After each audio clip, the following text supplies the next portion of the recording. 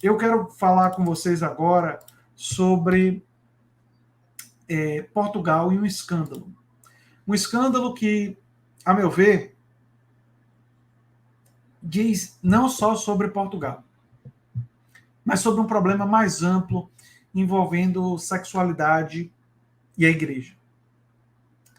Deixa eu só mostrar aqui para vocês a reportagem. Membros da Igreja Católica em Portugal abusaram de 4.815 menores desde 1950. Comissão independente defende a alteração do prazo de prescrição para crimes do tipo de 23 para 30 anos. Eu não sei se eu sou muito radical, mas eu acho que esse tipo de crime não deveria prescrever. Nunca. Tem que ser investigado, enfim, é a minha opinião. A comissão independente que investiga casos de abuso, né, contra menores concluiu que ao menos 4.815 crianças foram abusadas por membros da instituição. O relatório final foi apresentado publicamente na manhã de segunda-feira em Lisboa. Eu não quero aqui condenar todas as instituições religiosas, nem todas as igrejas católicas. É óbvio que não. Mas a gente também não pode negar que se trata de um problema estrutural e que muita gente da igreja, em posições de poder, ao longo do tempo, se esforçou para abafar esses casos. E por isso, longe de ser apenas uma responsabilidade daqueles que realizaram os casos, se trata de um problema estrutural. Penso, inclusive, que a igreja deveria rever a coisa dos padres não poderem se casar. Penso, inclusive, que as instituições de investigação têm que ter um olhar muito cuidadoso para esse tipo de instituição e que tipo de pessoa se interessa por uma prática que já está conhecida há muito tempo, protege esse tipo de criminoso.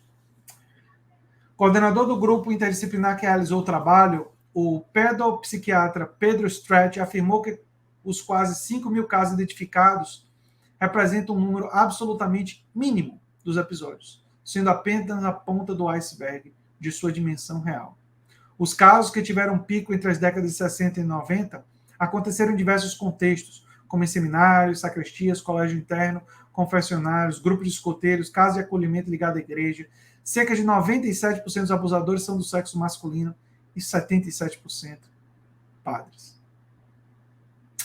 Houve registros em todos os distritos do país. A idade média dos menores é triste, né, gente? E os principais alvos das agressões eram meninos, como na maioria das investigações do tipo. A comissão destaca, no entanto, o número significativo de meninas que também foram abusadas. Aqui mais detalhes. A maioria das vezes abuso mais de uma vez. A maior parte dos episódios já prescreveu. Mas 25 casos ainda estão dentro dos prazos legais enviados para o Ministério Público. Olha só 25 casos.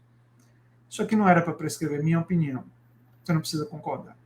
As conclusões apresentadas no relatório serão discutidas em uma reunião especial da cúpula católica, que também vai avaliar se haverá pagamento de indenização às vítimas.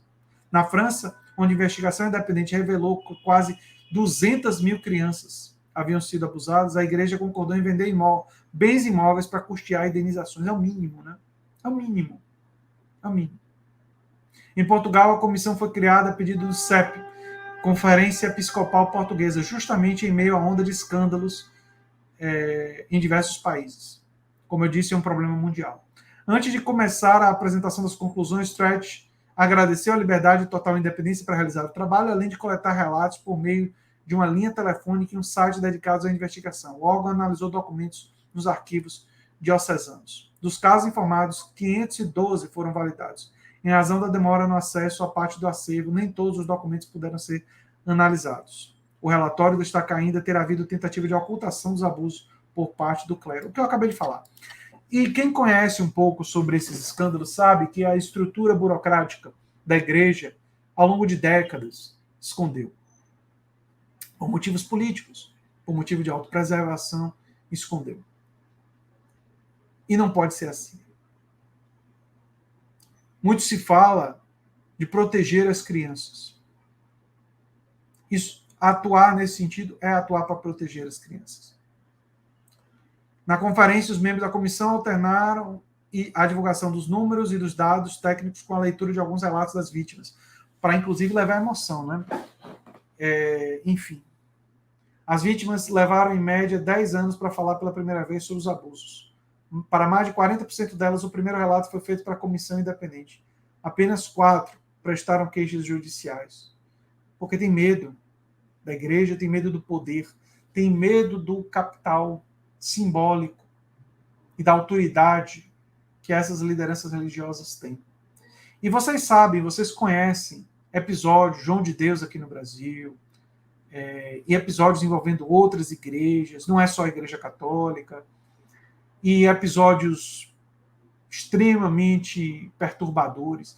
E eu quero dizer para vocês o seguinte: o que está acontecendo na investigação em Portugal tem que ser um exemplo para o mundo, para que isso seja investigado, os culpados sejam punidos, as famílias sejam indenizadas, e mais do que isso, que se criem políticas para evitar que esse tipo de coisa se repita.